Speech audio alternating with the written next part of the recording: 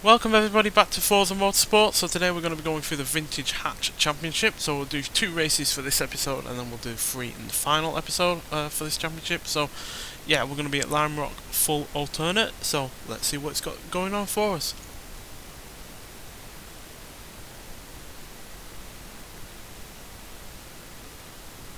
In the 1970s, when rising fuel prices prompted most manufacturers to prioritize fuel economy over performance, VW shocked the motorsports world by delivering fuel economy and total driving excitement with their first GTI. Its smash success birthed an entire generation of light, sporty, performance-engineered compacts that came to be affectionately known as hot hatches. Now we relive the golden age of hot hatches by reimagining their potential and building them up to today's demanding standard of performance. Personally, I wouldn't say that Toyota is a hot hatch, but there we go. Sometimes they clearly have to meld certain cars to this kind of championship because they don't have enough of them outright. So yeah, we've got the 1986 Dodge Shelby Omni GLHS, which stands for Goes Like Hell, I think it says. I can't remember what the S stands for, but yeah, very powerful car, 175 horsepower and 175 pounds-feet of torque, and yet it only weighs 2,540 pounds. Nice chunky engine at 2.2 litres as well, with a turbocharger slapped on top. Then we've got the 1981 Ford Fiesta XR2. Doesn't have anywhere near the level of power as the Dodge, but it also weighs a lot less as well, nearly 700 pounds less, and it still has a decent sized engine to go with it, and a good amount of torque as well. Then we have the Toyota Sprinter Trueno GT APX, or Apex. Yeah, I wouldn't say that this is a hot hatch personally. You know, being rear wheel drive, quite clearly being a coupe. So yeah, I won't be choosing this, even though it is a fairly decent car. Then we got a pair of Volkswagens. We've got the Golf GTI, which basically birthed the hot hatchback. Yeah, but nowhere near as much power as the Dodge. 112 horsepower, 109 pounds-feet of torque, but it's still got a decent sized engine, and again it weighs less than that car. Then we have the Scirocco S, which yeah is the least powerful car here, even more so than the Ford by 10 horsepower. Also got 2 pounds-feet of torque less, and it weighs more. So yeah, I don't know why this doesn't have quite the power of the GTI. It just seems a bit silly, to be honest. I can understand why it weighs more because it is a slightly different shape, but yeah, I'm going to go for the Dodge. It's one of my favourite hot hatchbacks. It's yeah, properly quick, as you can see, by 2.2 acceleration compared to everyone else, which yeah has nowhere near the same amount of acceleration. And yeah, so it's got decent braking and handling to go along with it. So yeah, let's choose the Dodge. Purchase, doesn't cost very much at all.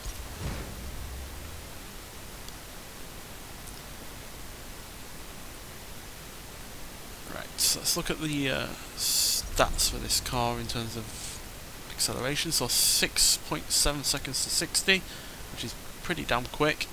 17.7 seconds to 100, and it will do 130 miles an hour, which again is fairly solid. So yeah, as per usual, we'll start off in standard, the standard stock car, and then we'll perhaps start slowly to upgrade it. So yeah, we're at Lime Rock. It's a pretty fun circuit, and yeah, suits this kind of car right down to the ground because it's small and tight.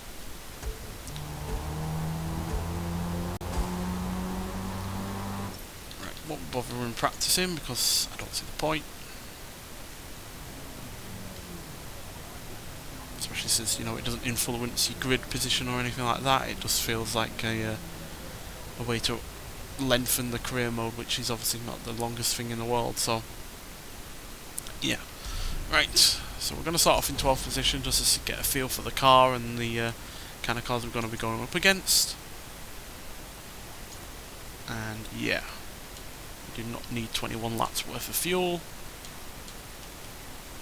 We'll just go for 9. Right, let's see what we can do. Now we have the most power here in terms of stock vehicles by quite some distance. But we are also the heaviest, I believe, so yeah. Certainly one of the few 4-door hot hatches that we had from this kind of period. three-door version of this, I believe. Oh dear. You can tell I've not driven anything really front-wheel drive on this game. Oh, I'm getting attacked by a Scirocco. Lost a ton of places there.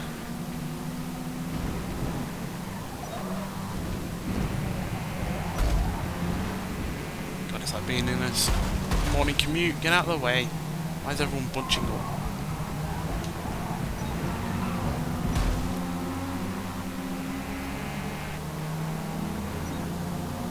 We'll eventually get a handle of this car.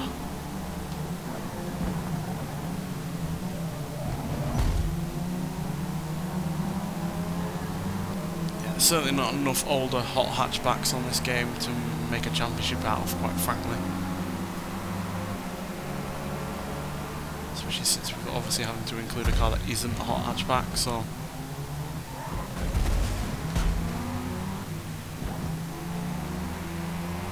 These cars are relatively cheap to insure, we're getting beaten the hell out of.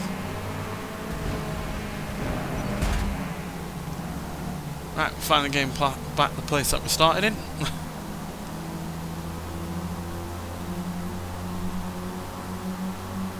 As you can see, it's comfortably able to outstrip everyone else in terms of acceleration.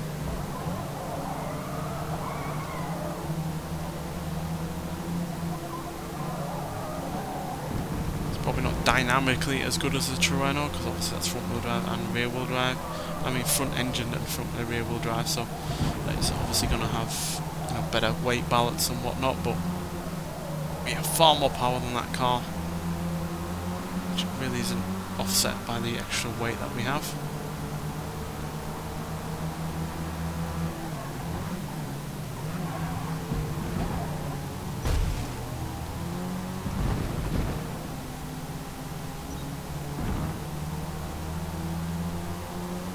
Finally into the top 10. Yeah, there's so many hot hatchbacks they could have put on this game that we've either not had before, or that we have had before that are sorely missed. Like the Lotus Talbot Sunbeam. I love that car. It's fantastic. Hot hatchback. Rear wheel drive as well, so it's kind of like the Trueno, but it is actually a hot hatchback in the process. Having a really rather potent engine.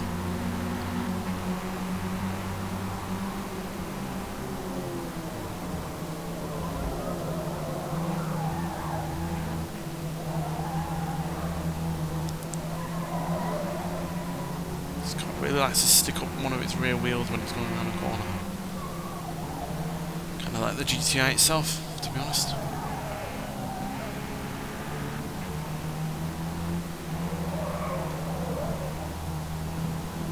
Speed! Yeah, once this car gets into a straight line, nothing's able to keep up.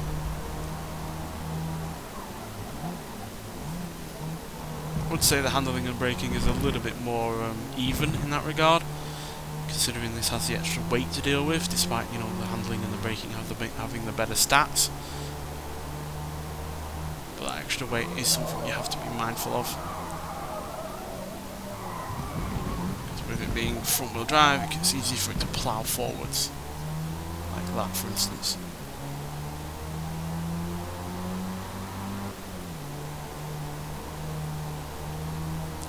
Show you the interior. So as you see, pretty 80s and pretty basic inside. You can tell it's an American car from this period because it has the 85 mile an hour speedometer, which apparently was to try and stop people from speeding, but you know, don't see how, to be honest. Just because you don't know how fast you're going doesn't mean you know you're going slow, or you think you're going slow. Because if you're still accelerating and that needle is at the 85 mile an hour mark, then you are definitely going to be going properly quick.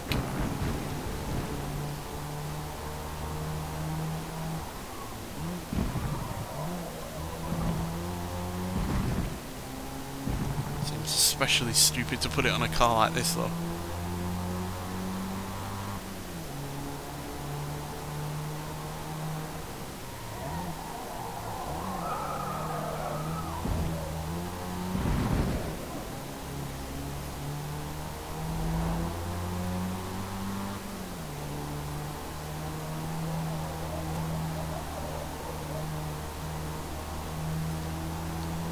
catch up to 4th, come on.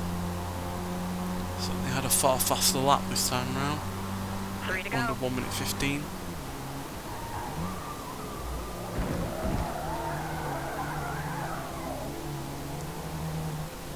Curb's got a bit over me there.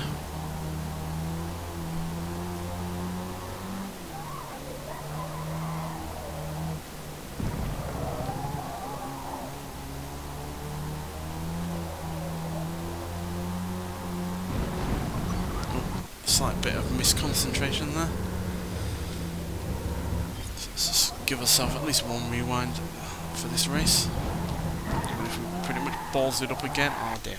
Well, we're going to have to do another rewind. Quite clearly trying to get a bit too much speed into that corner.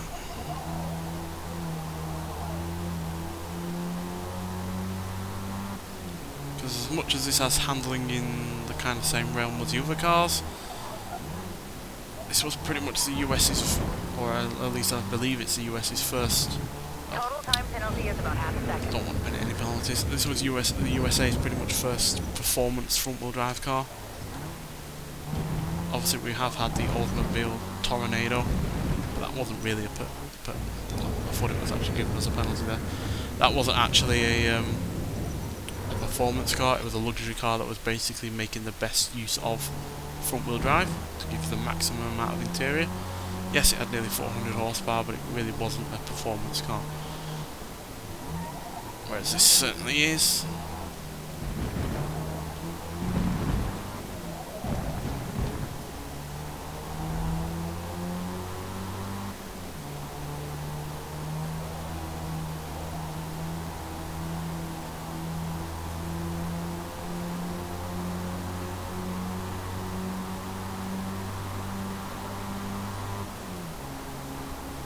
Even has a 5-speed gearbox, which is more than most so-called performance cars had from America at the time.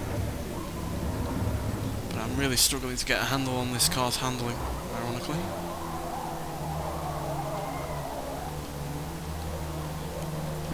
To be honest, this game's handling physics are really rather hit and miss for me. Seems like they purposely have made stock cars handle the way they do, so you are forced to upgrade them and use your CP points and whatnot, or your car points as they are called.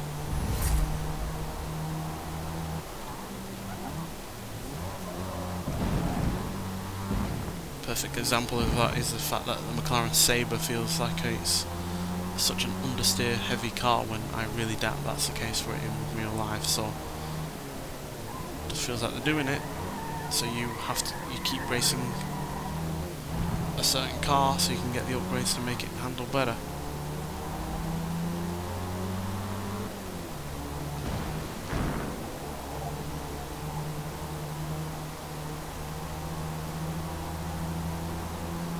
Right, gaining on 4th, come on, reel them in.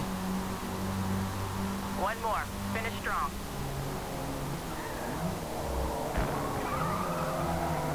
Oh dear. Yeah, this car's brakes and handling are far outmatched by the car's speed. Oh dear. Yeah, I think some brakes for this car are going to be necessary. That and the body roll are easily the worst parts of this car. It does not inspire confidence.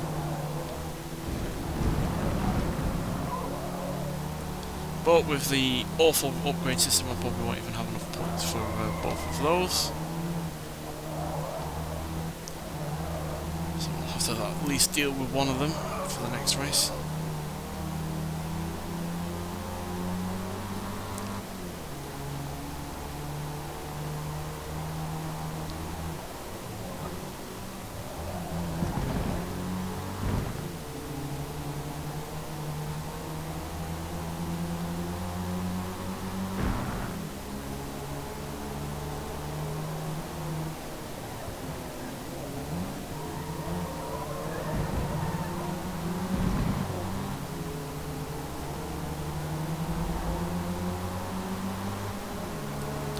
rest of us have our lights on and the Fiesta doesn't. Oh dear.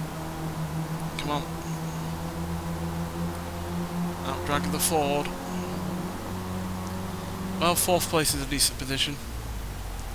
Certainly better than expected given the disastrous first lap. Nicely done. We finished But as you can P4. see, we are the only one in D class. So for some reason, the other Shelbys are downgraded.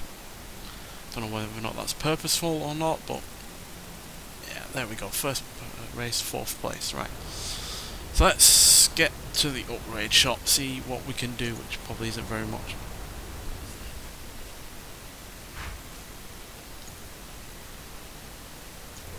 What have we unlocked? Tyre compound, and that's it. Wow. Very helpful. Alright, so we're on Virginia International Raceway. We're on the the South Circuit, so one of the shorter ones. Right, what can we do? Power, we don't really need power to be honest. Brakes, well at least we can upgrade the brakes.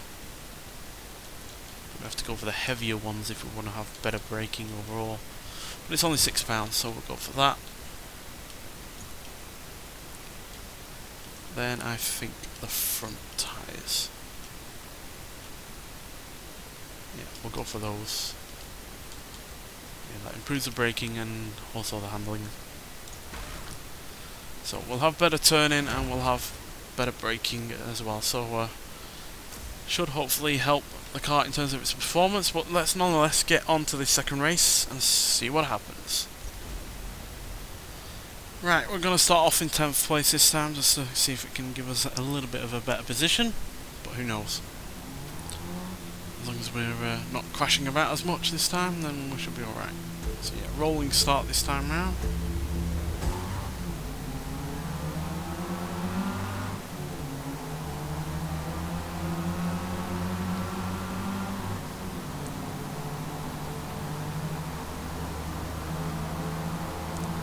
Rolling start only benefits us, so it's okay.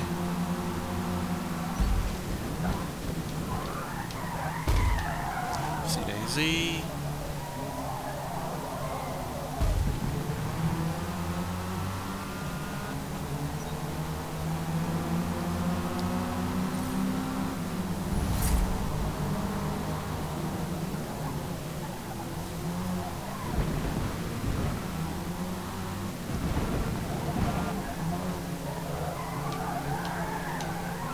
Something I've done a bit wrong with this car is only upgrade the front tyres, so therefore the rear tyres don't really have anywhere near as much in the way of grip.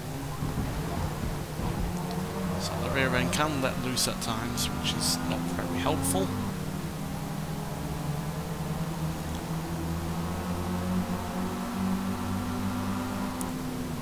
Should be able to live with it, hopefully. Stupid AI, always breaking it in opportune moments.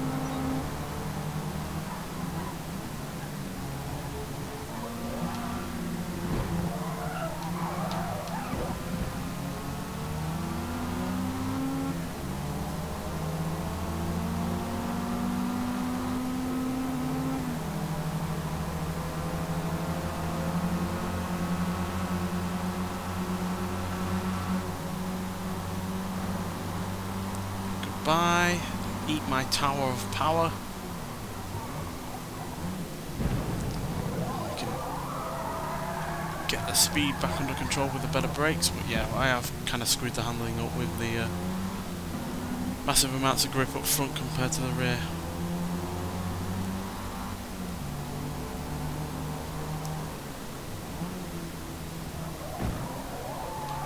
Oh dear. Oh, that went wrong. That went wrong. That also went wrong.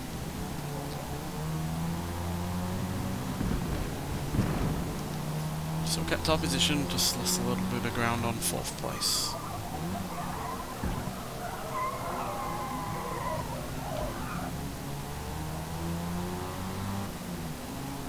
So yeah, the car brakes better and turns in really rather nicely, but because it turns in so well, the rear end isn't just able to keep up, and yeah, it loses the grip, which is unfortunate.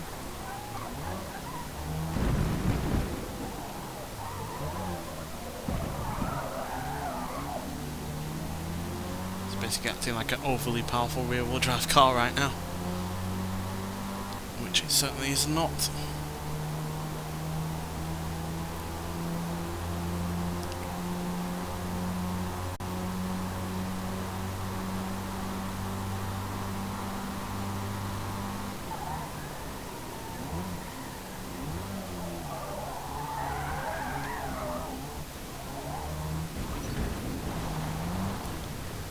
We've balls the handling up on this car.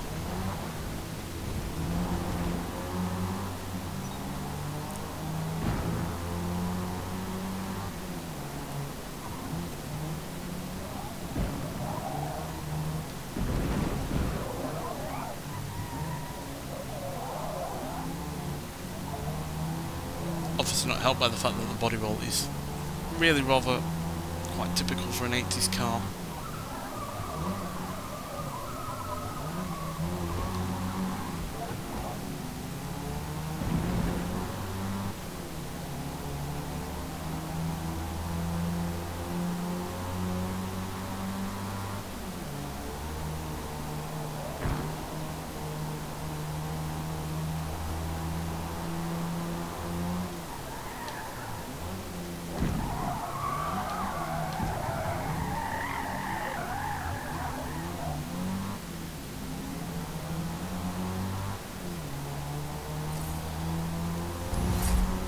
I don't think we're even going to get top 5 now. 3 remaining.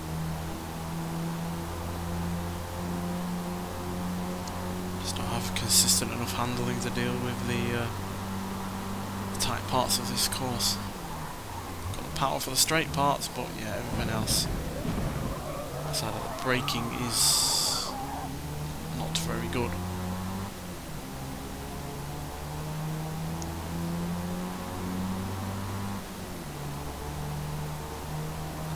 No idea why I did not think of this when upgrading the car, but alas, there we go, a bit of hindsight does sometimes come in handy.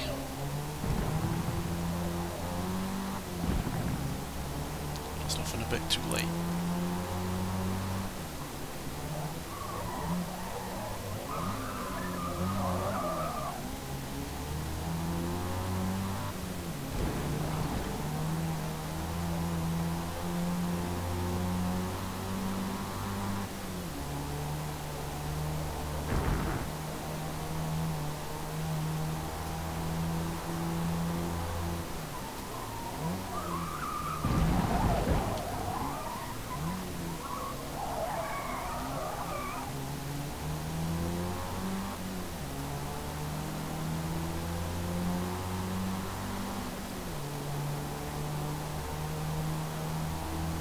At least we finally got a clean lap in, I guess.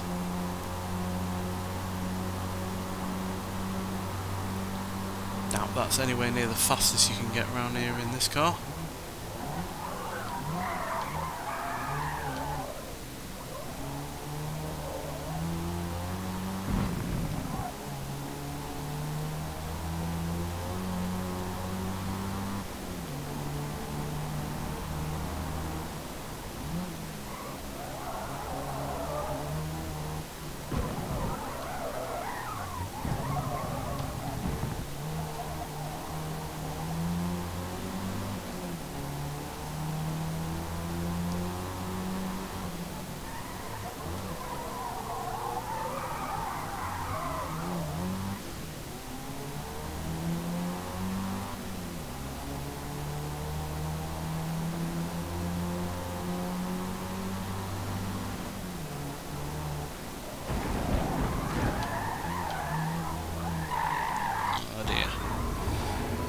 The handling is completely whacked.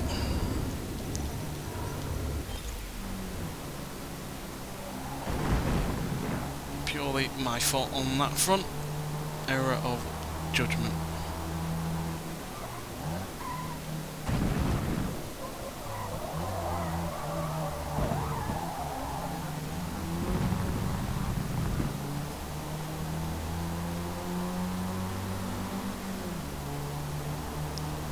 You've got the edge on the Scirocco in terms of straight line speed, but it certainly has a more consistent handling.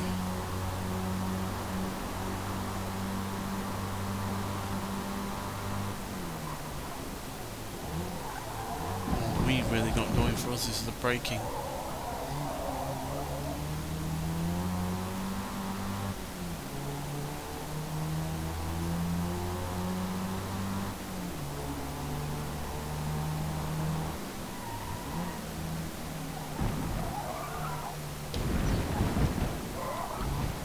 Oh dear. Sorry about your sign, Michelin.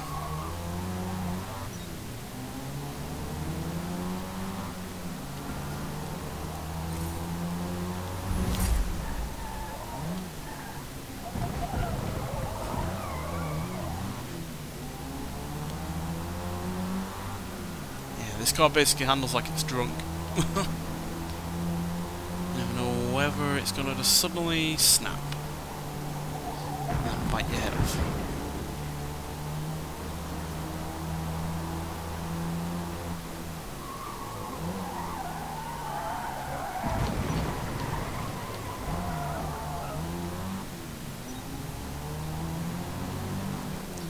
Well, at least we didn't drop further than another one place, so there is that. Yeah, that's a disastrous start to this championship, to be honest. With that poor first lap in the first race and then me balking the handling with this one, we are not going to be in the high position. Now we've dropped down a place. No real surprise there, but at least we've held on to the top 5. We are drawn level with 6th place in terms of points overall, who also didn't have much of a good race there as they dropped 3 places. Third also dropped a place, but yeah, we're basically just going to have to fix the handling with the third race, well, before we start the third race in the next episode. But yeah, nonetheless, thank you for watching, and I'll see you in the next one. Bye.